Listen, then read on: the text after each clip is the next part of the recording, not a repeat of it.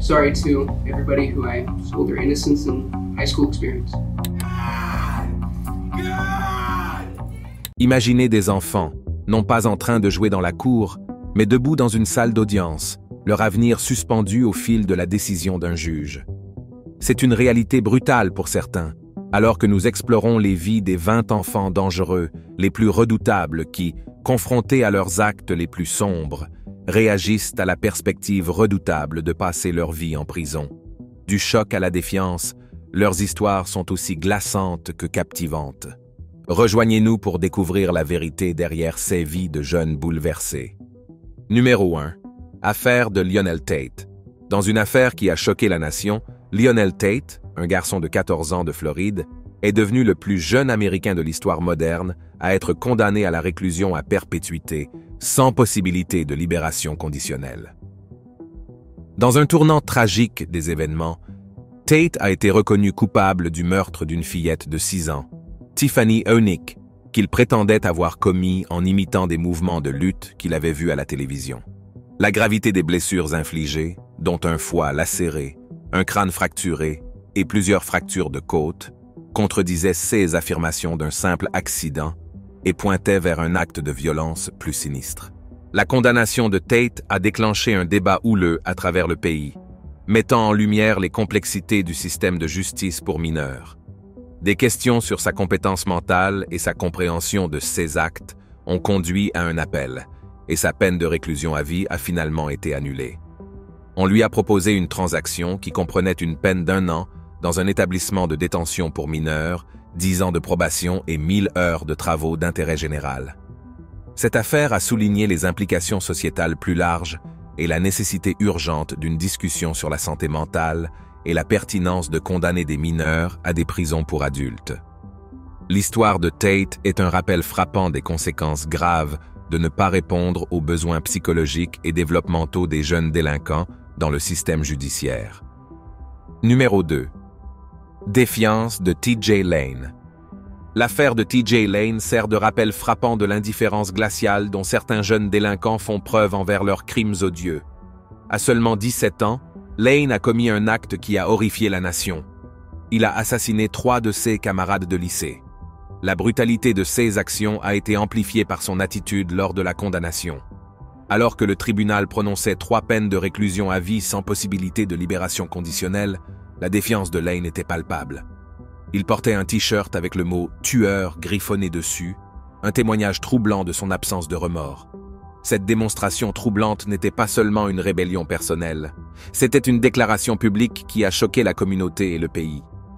Le comportement de Lane devant le tribunal a mis en lumière une conversation critique sur les implications plus larges de telles attitudes sans remords. Comment la société fait-elle face à de jeunes individus qui commettent de tels actes violents de manière aussi insouciante? Son CAS nous oblige à confronter des questions inconfortables sur la nature du mal et la possibilité de rédemption. L'histoire de Lane est un sombre rappel que, parfois, le visage du danger est beaucoup plus jeune que prévu, remettant en question nos perceptions de la jeunesse et de la morale. Numéro 3. Crime d'enfance de Mary Bell. L'affaire de Mary Bell constitue un repère glaçant dans l'histoire criminelle, la désignant comme la plus jeune meurtrière féminine des archives modernes. À seulement 10 ans, Bell a commis l'impensable, assassinant 2 jeunes garçons de son quartier. Cet acte a envoyé des ondes de choc à travers la communauté et le système judiciaire, remettant en question les notions mêmes d'innocence et de mal. Sa condamnation était sans précédent. Une peine indéfinie reflétant le système judiciaire perplexe face à un crime si odieux, commis par une personne si jeune. Libérée après 12 ans, l'affaire de Bell a ouvert une boîte de Pandore sur la réhabilitation des délinquants juvéniles, se demandant si et comment un enfant si profondément troublé peut être réintégré dans la société. Les répercussions légales et émotionnelles des actions de Bell continuent de se faire sentir. Elles soulignent l'interaction complexe entre la punition et la réhabilitation, surtout dans les cas de mineurs. Un enfant, à peine au-dessus de l'âge de raison, peut-il comprendre la gravité de tels crimes? Et plus important encore, la société peut-elle jamais accepter de tels actes de violence de la part de ses membres les plus jeunes? L'histoire de Belle nous oblige à confronter ces questions difficiles, réfléchissant à l'obscurité qui peut résider même dans l'enfance et au long chemin ardu de la rédemption et de la justice. Numéro 4. Meurtre à la hache d'Antonio Barbeau. Dans une affaire qui a stupéfié la communauté, Antonio Barbeau, âgé de 14 ans, a brutalement assassiné sa grand-mère avec une hache, un crime motivé par un motif glaçant, le gain financier. La gravité de l'acte s'est reflétée dans sa condamnation, où il a été condamné à 36 ans de prison. La salle d'audience était le théâtre d'une angoisse palpable, alors que Barbeau, confronté à la gravité de ses actes, s'est effondré émotionnellement, une démonstration qui a laissé les témoins se questionner sur l'intersection entre la jeunesse, la santé mentale et la violence extrême. Cette affaire souligne l'impact profond des facteurs psychologiques sur les jeunes délinquants, poussant la société à considérer des questions plus profondes de soutien à la santé mentale et de son rôle dans la prévention de telles tragédies. L'histoire de Barbeau est un rappel frappant du potentiel de violence inimaginable chez les jeunes, nous mettant au défi de comprendre et de traiter les causes profondes de tels actes horribles. Alors que nous plongeons dans cette affaire, les couches de remords, de lutte pour la santé mentale et une société qui cherche des sanctions appropriées pour les délinquants juvéniles apparaissent nettement. Numéro 5. Abus fatal de Dylan Shoemaker. Dans un sinistre cas d'abus fatal d'enfant, Dylan Shoemaker, âgé de 17 ans, a ôté la vie au fils en bas âge de sa petite amie, un acte qui a plongé la communauté et la nation dans l'horreur. Shoemaker, qui était censé prendre soin du jeune enfant, lui a infligé à la place des blessures fatales, entraînant une mort prématurée et tragique. La gravité du crime a été rencontrée par une réponse judiciaire sévère. Shoemaker a été condamné à 25 ans à perpétuité en prison. Son audience de condamnation a été marquée par une plaidoirie émotionnelle en faveur de la clémence.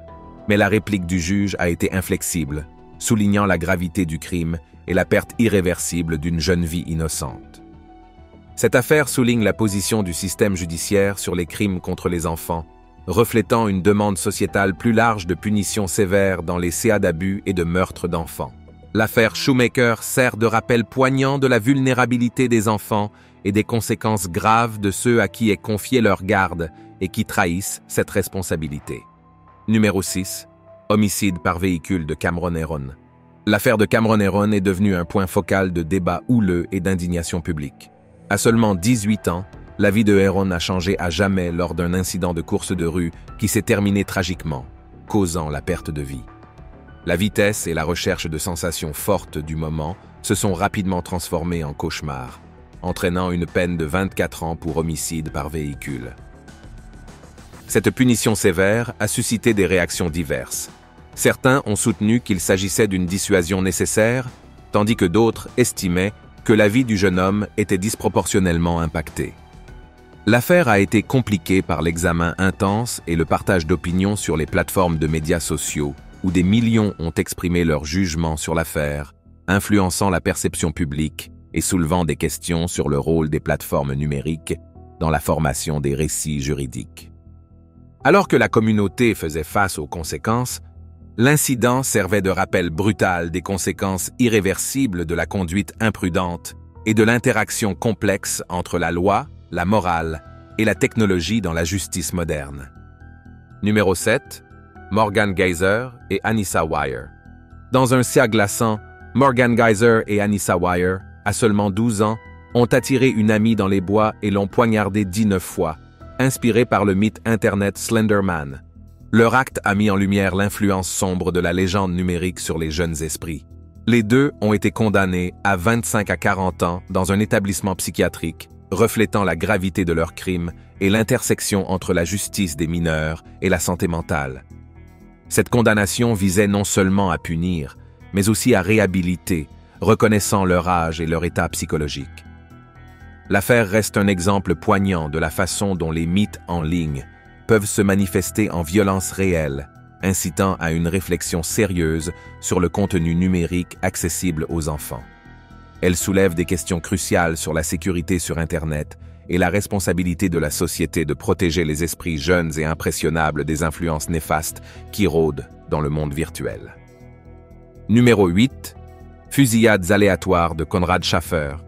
Les fusillades aléatoires de Konrad Schaffer, à seulement 15 ans, ont envoyé des ondes de choc à travers sa communauté, reflétant une tendance inquiétante à la désensibilisation des jeunes à la violence par arme à feu. Ces actes odieux, qui ont cruellement arraché 2 vies, ont conduit à sa condamnation et à 2 peines de réclusion à vie consécutives. En cours, Schaffer a exprimé des remords et présenté ses excuses aux familles des victimes. Mais ces paroles ont peu atténué l'immense tristesse et la peur que ces actions avaient déclenchées.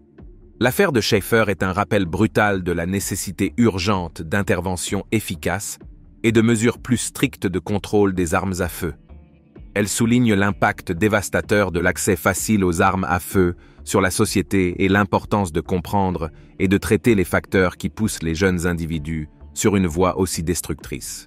Alors que les communautés cherchent à guérir et à prévenir de futures tragédies, l'histoire de Schaffer est un témoignage poignant des conséquences de la violence par arme à feu et du problème omniprésent de l'implication des jeunes dans de tels crimes. Numéro 9. Obsession meurtrière de Stuart Arling. Stuart Arling, un jeune de 19 ans avec une obsession glaçante, représente un cas troublant de psychologie criminelle. Arling, nourrissant des aspirations de devenir un tueur en série, a commis un acte odieux en assassinant une infirmière, une soignante dévouée à sauver des vies. Cette ironie brutale souligne la déconnexion terrifiante entre ces fantasmes meurtriers et la sacralité de la vie humaine. Condamné à un minimum de 20 ans, le tribunal a été stupéfait par son absence flagrante de remords, un trait souvent associé aux psychopathes les plus dangereux. En plongeant dans la psyché de Arling, les experts pourraient suggérer que de tels individus présentent des caractéristiques telles qu'une égocentricité extrême et un manque d'empathie, voyant souvent les autres comme de simples objets pour satisfaire leurs désirs sombres. Cette affaire horrifie non seulement en raison de l'acte cruel lui-même, mais sert également de sombre rappel du potentiel du mal tapissant des individus en apparence ordinaire, remettant en question notre compréhension de la morale et de l'esprit humain. Numéro 10. Massacre familial des frères Bever. Dans un cas glaçant qui a captivé la nation, les frères Bever, âgés de 16 et 18 ans, ont exécuté un plan macabre qui a laissé 5 membres de leur famille morts. Cet acte horrifiant n'était pas une explosion spontanée, mais un massacre prémédité qui s'est déroulé chez eux, un endroit généralement associé à la sécurité et à l'amour. Les 2 frères, de manière froide et calculée, se sont retournés contre leurs proches, laissant la communauté dans un état d'incrédulité totale et de deuil. Leur condamnation reflétait la gravité de leurs crimes, la réclusion à perpétuité et des peines de réclusion à vie consécutives. Ce verdict a apporté une conclusion sombre à une affaire qui mettait en lumière les possibilités les plus sombres de relations familiales déraillées. Les suites de cette tragédie ont plongé dans le traumatisme psychologique profond et la perte irréparable vécue par les membres survivants de la famille et la communauté dans son ensemble. Cela a soulevé des questions poignantes sur les fondements de tels actes odieux et l'ampleur des dommages infligés, non seulement physiquement, mais aussi sur le tissu de la famille et de la société elle-même. Numéro 11. Tentative de meurtre raté de Roxana Sikorski. À seulement 15 ans, le complot de Roxana Sikorski visant à tuer sa famille adoptive a envoyé des ondes de choc à travers sa communauté. Le cas de cette jeune fille est un rappel glaçant du potentiel sombre qui guette, un témoignage brutal de la gravité de son crime. Pourtant, au milieu des procédures légales, Roxana a montré un remords visible et a lutté contre des problèmes de santé mentale, ajoutant des couches de complexité à un récit déjà tragique. Son cas est devenu un point focal dans le débat en cours sur la manière dont le système juridique devrait traiter les jeunes en difficulté. Malgré son jeune âge, elle a planifié méticuleusement la disparition de ceux qui l'avaient accueillie, suggérant un niveau inquiétant de préméditation et de malveillance. Sa condamnation a reflété la gravité de ses intentions. Elle risquait jusqu'à 20 ans de prison, équilibrant les considérations de santé mentale avec la nécessité de responsabilisation, surtout pour des crimes d'une telle nature odieuse. L'intersection de la jeunesse, de la santé mentale et de l'intention criminelle grave dans l'histoire de Roxana offre un regard sobre sur les capacités des mineurs en difficulté et les décisions difficiles auxquelles est confronté le système judiciaire. Numéro 12. Fusillade scolaire de Caleb Sharp. Dans le cas éprouvant de Caleb Sharp, un jeune de seulement 15 ans a orchestré une fusillade dévastatrice qui a choqué la nation. Les actions de Sharp ont entraîné la perte tragique d'une jeune vie et ont laissé plusieurs camarades de classe blessés, modifiant à jamais la vie des étudiants, des familles et de la communauté. Le tribunal, en réponse à cet acte de violence inimaginable, a prononcé une peine sévère de 40 ans de prison, reflétant la gravité de ces crimes et une société aux prises avec la prévalence croissante des fusillades dans les écoles. Cette affaire a intensifié le débat en cours sur la sécurité scolaire, suscitant des discussions sur les mesures préventives, le soutien en santé mentale et les lois sur le contrôle des armes. Elle met en évidence la nécessité cruciale de stratégies proactives pour identifier et traiter les causes sous-jacentes qui poussent les jeunes à commettre de tels actes horribles. L'affaire de Caleb Sharp sert de rappel brutal de la nécessité urgente de plans complets de sécurité scolaire et du rôle de la vigilance communautaire dans la prévention de futures tragédies. Numéro 13. Parricide d'Alex et Derek King. Alex et Derek King, frères âgés de 12 et 13 ans, ont commis un crime inimaginable, tué leur père avec une batte de baseball. Leur acte a envoyé des ondes de choc à travers la nation, mettant en lumière le potentiel sombre de la violence chez les jeunes. Les peines des garçons, respectivement de 7 et 8 ans, ont suscité la controverse quant à la manière dont le système judiciaire traitait la criminalité juvénile. Les critiques ont soutenu que les peines étaient trop clémentes, ne correspondant pas à la gravité de leurs actes, tandis que les partisans ont affirmé que leur jeune âge et leur potentiel de réhabilitation justifiaient une punition moins sévère.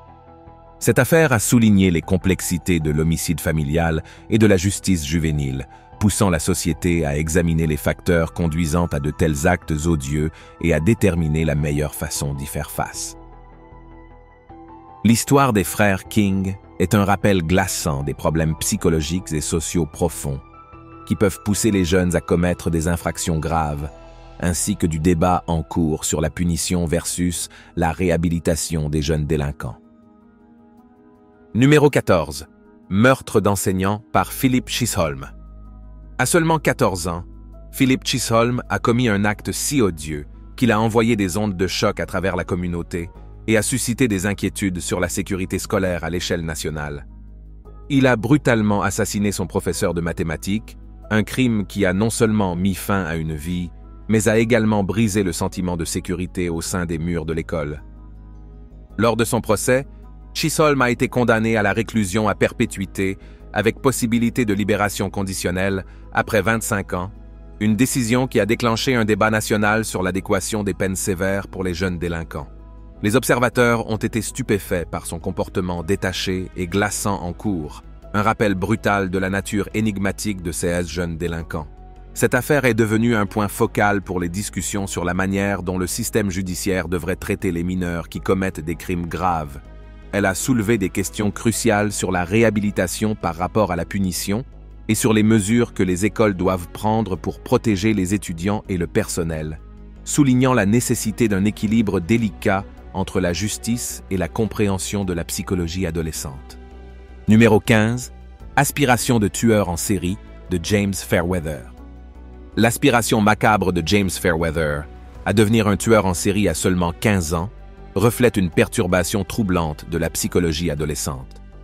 Il a brutalement assassiné 2 victimes, des actes qui ont choqué la nation et posé la question « Qu'est-ce qui pousse un jeune individu à commettre de tels crimes odieux ?» Condamné à 27 ans, son cas plonge profondément dans les recoins sombres de l'esprit d'un meurtrier, mettant en lumière la nécessité urgente de comprendre et, éventuellement, d'intercepter le développement de telles tendances dangereuses. La sévérité de sa peine ne sert pas seulement de punition, mais comme une réflexion sombre sur le potentiel du mal au sein de la jeunesse, incitant la société à examiner de plus près les racines d'un tel comportement violent. L'histoire de Fairweather est un sombre rappel de l'impératif de traiter la santé psychologique tôt et efficacement, visant à prévenir l'émergence de futurs prédateurs. Ce cas est un témoignage frappant du tourment complexe, souvent caché, qui peut se tapir dans les esprits jeunes. Numéro 16. Anéantissement familial de Nehemiah Griego.